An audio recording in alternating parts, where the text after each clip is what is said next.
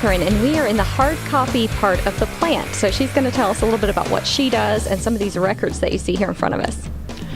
When you go to buy a piece of property, and I'm going to use an example, when you go to buy one of the new townhouses built in Midtown or the east side of downtown, there's a brand new plat. An engineer has worked on it, a drainage person, a title person. You bring a contract to the title company and you're buying lot one. We don't just come forward from this brand new plat. It's based on old records. And in the old records, in our back plant, hard copy, we have handwritten books. These are amazing. These books start in 1847. The abstractors back for the title companies would draw in the lot and block as they appeared on the ground. Then they proceed to write down every instrument, and they tell you what lot it is, the date, who the people are, and what type of instrument. We come back and pull all of these that affect our new townhouse development, where you're buying your new townhouse. And we look. We want to make sure there are no... We've got to locate if there's any sewer easements, utility easements, gas lines, anything that we need to show. We have to go through these records, and as you can see, they're handwritten. And the examiner who does this, myself, there's several of us in here who established these new subdivision bases. We look at all these documents you're seeing. Most of them come out of our title data plant.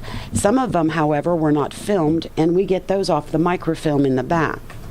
Once we've done that, we go to the old maps, like this map. This is an old BACA land data map that shows the old block configurations in what's called the SSBB. That is referred to as Southside Buffalo Bayou. You're probably thinking, why is it named that? Because it's south of Buffalo Bayou. There's also a north side Buffalo Bayou. Plats of these weren't filed of record, but maps were done, surveys were done. The best copies available are on the second floor in the archives section of the old library downtown. But these are reproductions and copies. We compare what this map shows to this map, and then we generate a title report, because our job is the integrity not only of the title, but for the buyer, but we also do it for the lender and the seller.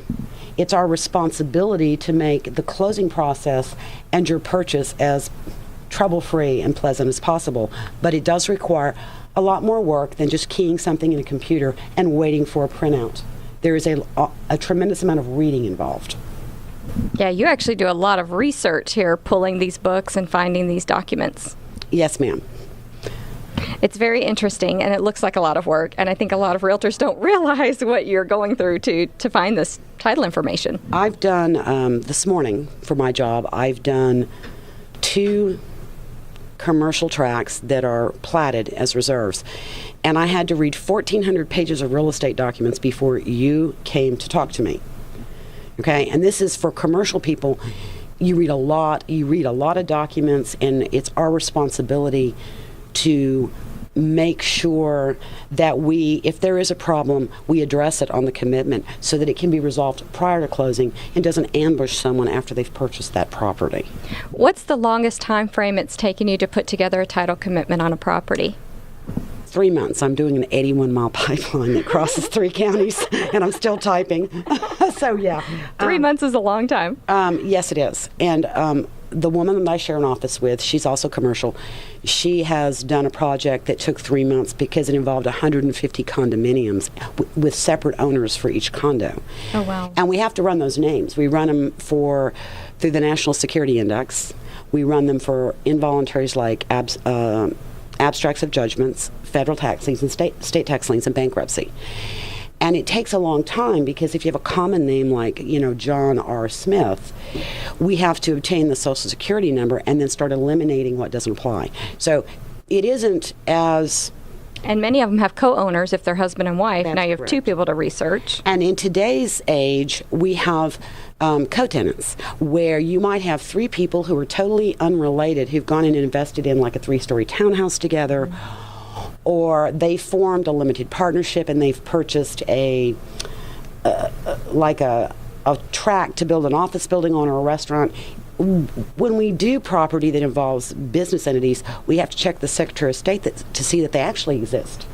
You would hate to insure a piece of property that, JDB Inc. is buying, only to find out after the fact that there is no such corporation, that it's a DBA, because in Texas a DBA is not a business entity, and they can't hold title to property. So the title company would be liable if they failed to establish it. There's a tremendous amount of work involved in what we do. Those of us in the commercial division routinely use PACER, which is a nationwide court site where we can check for bankruptcies and federal cases. We check the Secretary of State site, not only for the existence of the entity, but if they're currently in good standing. We also check for UCCs that are filed at the state level that might not have been filed at this level. And what are UCCs? They're a financing statement, and they secure real estate, sometimes the equipment that's inside a building. You very seldom see UCCs on residential property. You predominantly see them on commercial or acreage. We routinely will do a file. It might not close for 3 months. We're constantly revisiting the work we do to update to see if anything's filed in that gap, to see if anyone passed away, if there's been a divorce. There have been instances where guardianships of minor children who inherited. All these things go into play in making sure that when the papers are signed conveying the property to the new owner, that in fact the person signing or the entity signing and conveying had the legal right to do so. Very interesting. Lots of great information here at the title plant. And what is this department called again? It's the hard copy plant. From 1967 forward, Title Data Incorporated computerized a lot of records, and they imaged a number of things.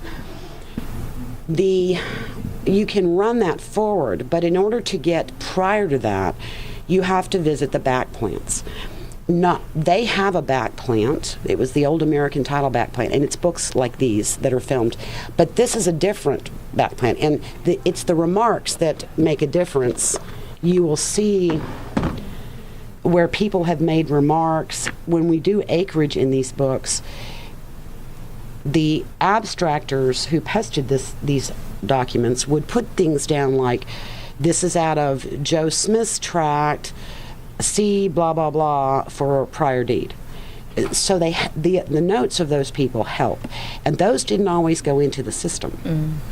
It's hard to get everything, so it's better to check both in the computer and in this hard plant to make sure that. And we have maps like this for Harris County, Brazoria, Fort Bend, Montgomery. In Montgomery, we have big maps, and every year we get a new set of overlays. So like this area that was acreage a year ago may have been developed. They send us an overlay that lays on top of that original map so we can see how it fits in. Wow, very interesting. All right, thank you so much, Katherine. Appreciate it.